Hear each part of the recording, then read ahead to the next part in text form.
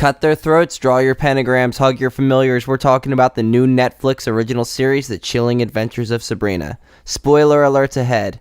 I'm your psychedelic cult leader. My name is Max McCrary, or Mooks Millie if you listen to my music. I'm an author, and I'm here with my friend Adam.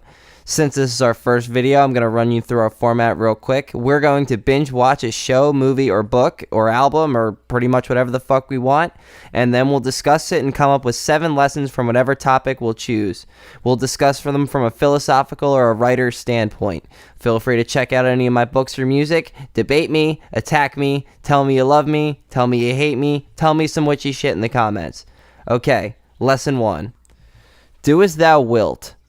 Do as thou wilt is a quote from Aleister Crowley's Book of Law, a book he claims was instructed to him to be written by some sort of god or demon. In the 1920s, do as thou wilt was meant to be a countermeasure to the Bible's thy will be done.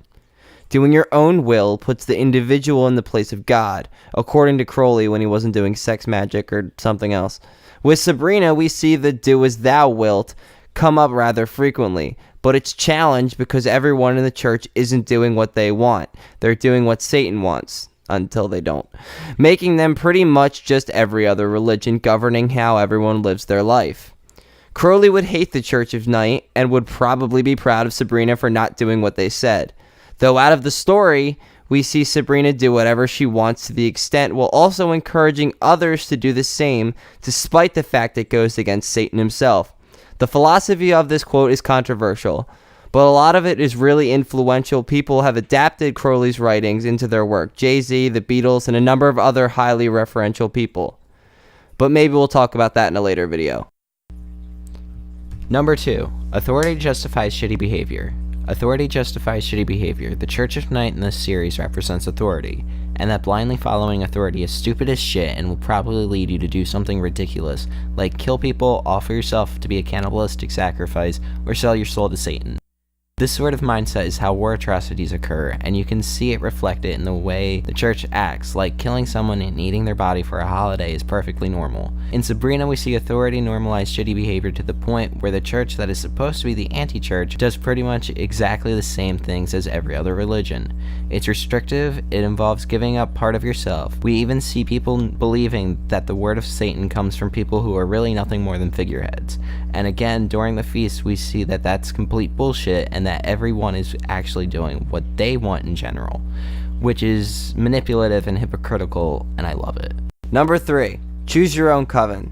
Choose your own coven. Sabrina's struggle is between being human and being a witch. It's the whole arc of this season. And what's done well in this series is that Sabrina has a 100% ability to choose what she wants to do.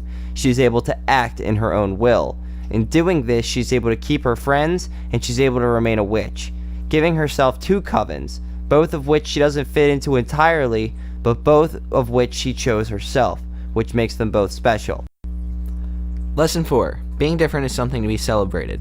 Being different is something to be celebrated. Sabrina doesn't quite fit in no matter what world she's in, but that's not something that makes her weak. That's something that makes her more special than everyone else. She's able to do things that both witches and humans aren't normally able to do. When you notice this, you notice a pattern in the series of people being different and having to accept who they are in order to make progress. When Sue is bullied by those jocks in the first episode, it leads them to start Wicca. For Hilda, it's being excommunicated from the church and having to create a life outside of the one she's born into. In Harvey's case, the irregularity is more realistic as being an outsider within his own family and having only his brother to lean on. So when Sabrina's parents accepted their love, it led them to create Sabrina. So just accept your love. Lesson 5. Your friends will accept you. Your friends, your coven, or anyone else will accept you if you accept yourself. More than you picking your friends, your real friends will understand what you are and will stick by you no matter what. Her aunts understood Sabrina not wanting to join the church. Her friends accepted Sabrina after they found out she was a witch. Even Harvey accepted what Sabrina is. His problem really stems from the lying, memory wiping, half-ass resurrecting, which is why you don't lie to your friends. To quote my own lyrics, the people that mind don't matter, and the people that matter don't mind. Lesson 6. Old and new can blend together seamlessly.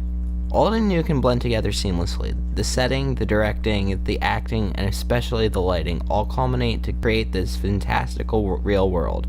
There's little cell phone use, yet the story feels like it could take place in the current year. And yet all of the sets are extremely dated. The school looks like it's a condemned building, and there's that fucking weird bookstore that's clearly a fucking diner except for that one scene where they jammed books into the fucking shot. One of the best things this show does is not restrict itself within its current time period, particularly at a time where all of our jokes are centered around the soon-to-be dated political climate and wacky internet memes. It's just a matter of time before we're nostalgic for this shitty era too. Fuck. Lesson 7. A power play with God. A power play with God. The God in this story just happens to be Satan. What this does is call into question free will in general. Yes, it seems like everything was everyone's choice, but as we see in the last episode, it's likely that everything that happened was directly planned by Miss Wardwell, and by association, sort of, Satan. So how much of what Sabrina did was actually part of the devil's plan? Probably all of it.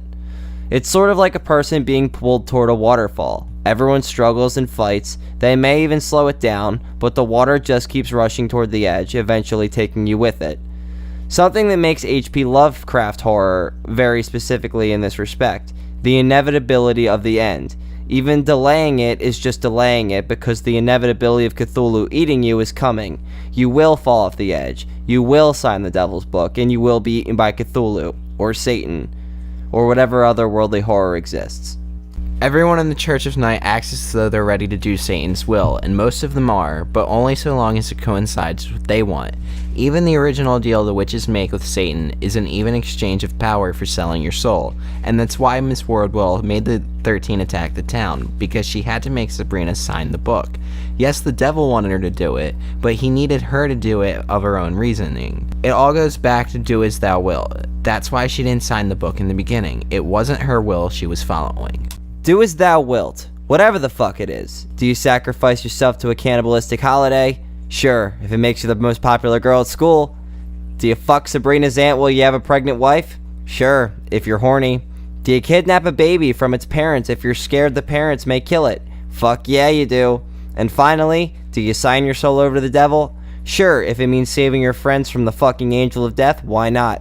Like most churches and most people, they share one commonality. They're all selfish pieces of shit, and that makes great entertainment. And that's what the church is about. I mean, it's not, but what do you guys think? Is it Satanism? Is it a modern look on religion and its roles portrayed in a negative light? Is it Illuminati propaganda?